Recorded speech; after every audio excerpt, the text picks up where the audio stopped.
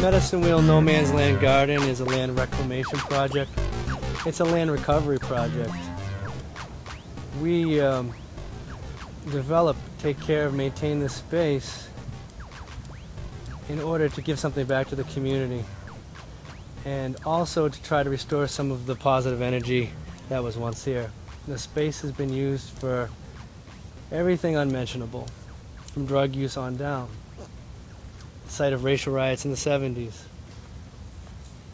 got a bad rap. We try to use the positive energy of the young people in the program to design landworks projects up here, staircases, water catchers, and memorials. Well, here's vegetable friends. Mary can tell you more about what each thing is. There's some onions around there. There's some tomatoes down there. They're starting to grow. So you can, tomatoes down there. Yeah. Some onions around there somewhere. Every year we have a community celebration at the end of the summer. The kids put on a performance about issues in their neighborhood, issues in their lives, serious issues, and they turn it into a poetic and a movement piece, and they share it with the neighborhood. Then we have a big cookout. Folks come up, about 150 people come up. We have a good time. My name is Roberto Valdez. I live in East Boston. I've been working here at Medicine Wheel for about 3 years, and we do many projects. We're a public arts organization, and basically we do public art that focuses on issues in the community, among other things. Like, and this summer program, we do landscaping, gardening, masonry, everything up here, and we do visual arts, poetry, other things. Hi, my name is Akeem Evans, and I work for Medicine Wheel. I've been with them for 4 years now. And what I do is I work in this garden called No Man's Land, and I've been cleaning up this yard. And every year we clean up, it's like it gets vandalized. So the more time it's destroyed, the more we rebuild. And the thing I like about Medicine Wheel is because we try to help the community by giving out performances, trying to help out to show people that this racism shouldn't be along here or this discrimination or anything. So that's the thing I like about it. And the mostly thing I like to do is work in that sun at one point, and another times I don't. I'm Ryan Nealand. I work for Medicine Wheel. I've worked here for 2 years. This is my second year now. I do a lot of the construction work around here, me and Roberto. We've got a project going on right where I'm sitting here. You can't really see it from here, but there's a wall in front of me we've been building. It's called Apple Wall because it's directly in under an apple tree, and there are a few apples actually inside the wall. That's partially my fault, but it worked out for the best. And right beside me, where I'm sitting here, we're going to be building a bench. And it's going to have a poem right here. Right here. It's going to be part of the poetry path that leads here. The walls to hold up the it's a retaining wall to hold the bricks in. It doesn't look like much now, but it's going to look really good when it's done. My name is Ryan Evans. I've been working with Medicine Wheel probably 6 years now, and you know, I've been doing this in the summer and working all year round, working at the BCA, Boston Center of the Arts in the South End, or the Institute of Contemporary Art. In fact, I've also doubled at the Institute of Contemporary Art, working in the Teen Arts Council there, where we set up events for teens at the museum. The main thing I like about Medicine Wheel is that, like, I have a place I can fit in. This particular project is a cairn. That's a Celtic term, an Irish term, for a pile of stones. They're often landmarks or often memorials. This is one of the earliest projects on the hill. I think it happened in 1996. And the community of South Boston and the community at large were invited to bring a stone to the garden as a memorial to someone that they've lost.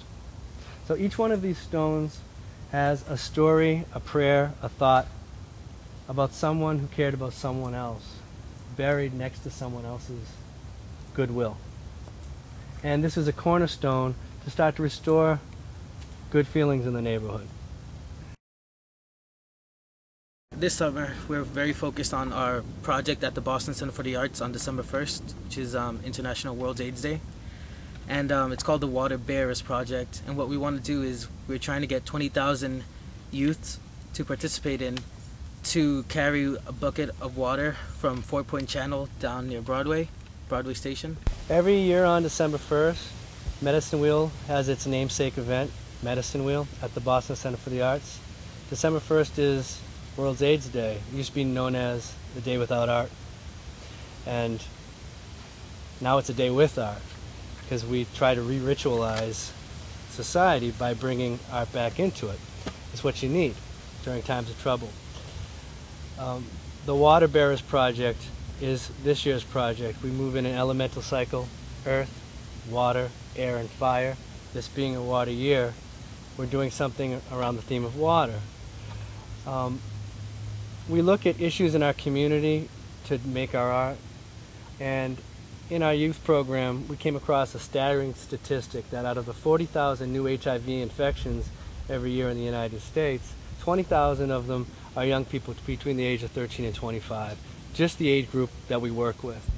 We're going to try to use the 20,000 to represent the 20,000 souls that would be infected by having 20,000 buckets of water drawn from the Fort Point Channel, have a candle placed inside of that bucket, and walked down East Berkeley Street to the Boston Center for the Arts, where they'll be placed as a pattern. As the buckets are brought in and placed against the wall, the light gets brighter and brighter as the candles are brought in. And at the end of the 24 hours, those first candles start to go out, one at a time, until the room shrinks. And there's only one lone candle alone, and that last life goes out, and we're in darkness. Tally marks. You count 1, 2, 3, 4, 5. Each person that gets a bucket is to do a meditation by making a mark for everything in their life that's precious to them, everything that they don't want to lose.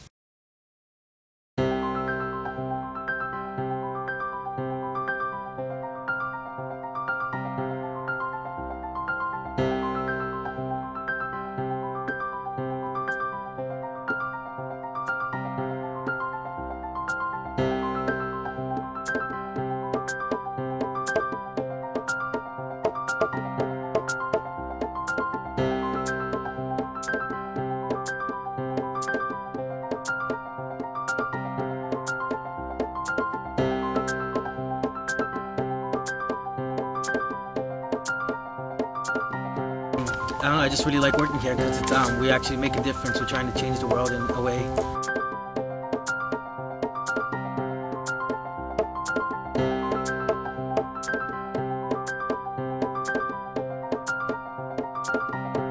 You know, I like to talk to new people, you know, help people out, or try to see what can I do to make the world better.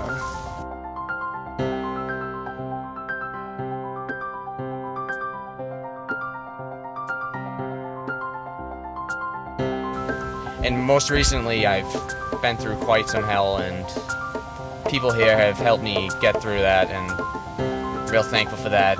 Can't thank them enough.